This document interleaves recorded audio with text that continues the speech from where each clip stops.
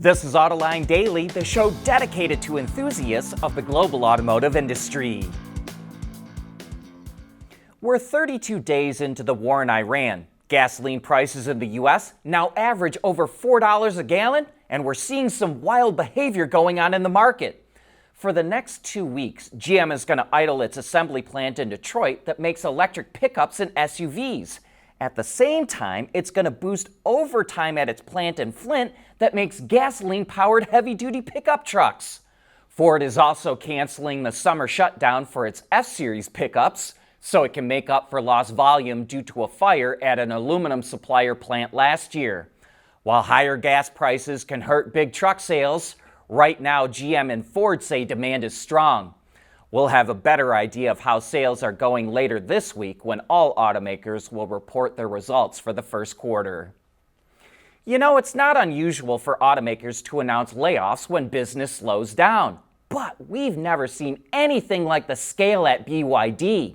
It laid off 97,000 workers last year, which is a staggering number, yet that was only 10% of its workforce, which was up to 967,000 employees. In 2023, BYD placed fifth on the global Fortune 500 of companies ranked by employment. But the company's profits dropped 19% last year, and it missed its sales target. Sales have dropped even more this year, and that's why it's getting rid of so many employees. Polestar needs help, so it's becoming more integrated with Volvo to cut costs and to share manufacturing capacity.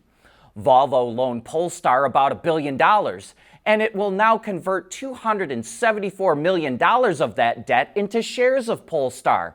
And Geely, the parent company of Polestar, which also loaned it about $1 billion, will swap $300 million of that debt into Polestar shares. That will take a huge amount of debt off of Polestar's balance sheet, but it will also dilute its shares.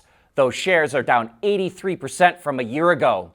Polestar is also going to stop making the Polestar 3 in China because of weak demand, and it will build it exclusively at Volvo's plant in South Carolina. And speaking of Volvo and Geely, the two companies have signed a deal making Volvo the exclusive importer and distributor of Lynk & Co vehicles in Europe. Lynk & Co is Geely's premium brand that already sells and rents vehicles in several European countries. But as part of the new deal, Lynk & Co's 01, 02, and 08 models, which are all made in China, will be sold at Volvo's dealerships across the region. The deal is part of Geely's broader goal of hitting 6.5 million sales globally by 2030, which would make it one of the top 5 automakers in the world. At CSP, we work with OEM engineers across the country on their journeys to lighter, safer, and more eco-friendly vehicles. Learn more at thecsp.com. Pony.ai turned a profit in the fourth quarter of last year, and WeRide could be getting close to doing the same thing.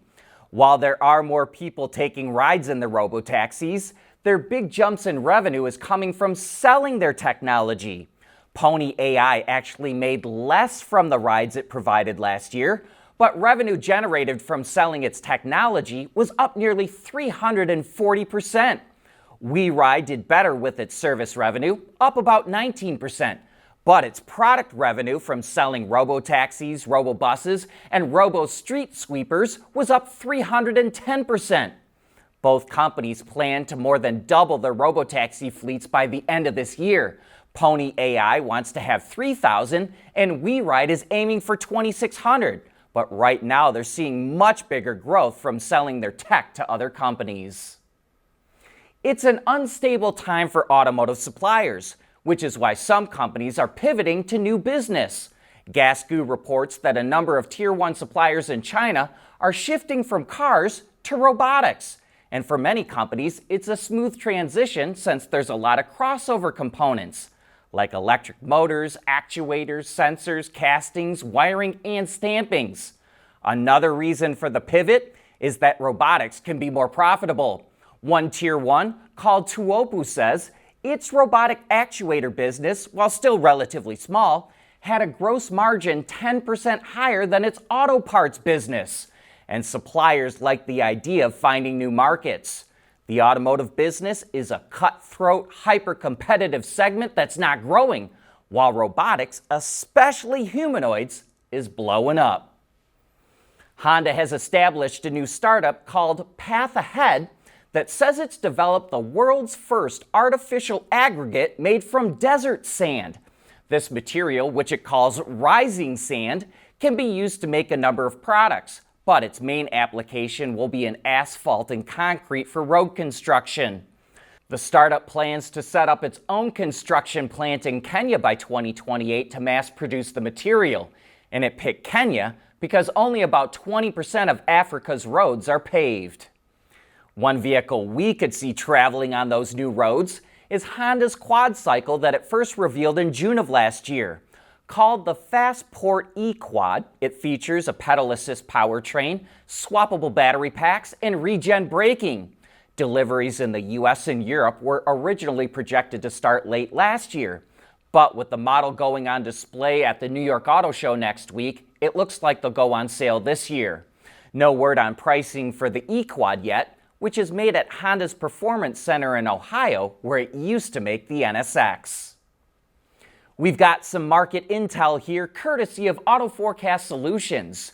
GM is going to shut down its Lansing Grand River plant in December as it closes out production of the Cadillac CT4 and CT5. A replacement for the CT5 will come out in 2028, but no more CT4. The gasoline-powered Chevrolet Blazer moves out of the Ramos Arizpe plant in Mexico and into Spring Hill, Tennessee, and the Ramos plant will only make Chevy Equinox and Blazer EVs. Meanwhile, its Oshawa, Canada plant will stop making light-duty pickups and only make heavy-duty ones. Uh-oh, somebody just stole 12 tons of Kit Kat candy bars. That's over 400,000 packages. And believe it or not, there's an automotive angle to the story. It turns out Kit Kat is now the official candy bar of Formula One, and it's making candy bars that are molded to look like an F1 car. Well, that 12-ton shipment disappeared somewhere from where they were made in Italy to their destination in Poland. The company can't find any trace of them, and that's why it's gone public with the story. But that brings us to the end of today's show. Thanks for making Autoline a part of your day.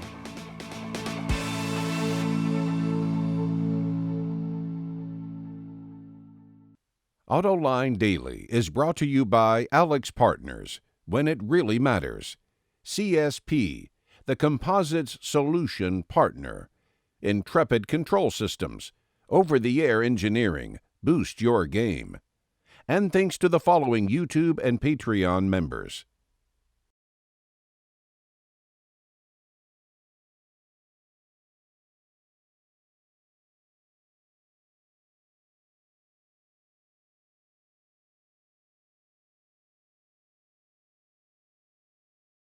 We act, we grow, we transform, we protect, we rescue. In moments that define the future, we are the partner you can trust. Alex Partners, when it really matters.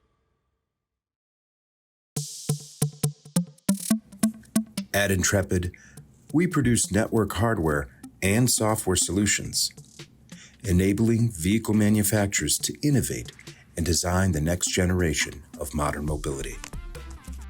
Delivering scalable next-generation solutions requires thorough testing and validation of vehicle platforms. Intrepid's NeoVi cloud platform helps manufacturers quickly identify diagnostic trouble codes and defects by pinpointing which vehicles have specific software versions. This allows them to isolate non-compliant vehicles in real time using analytics, part numbers, DTCs, and organized, secure, cloud-based data. All of these steps ensure vehicles are cleared for production and ready for the road, taking your fleet testing into the future of mobility. Intrepid Control Systems, driven by your data.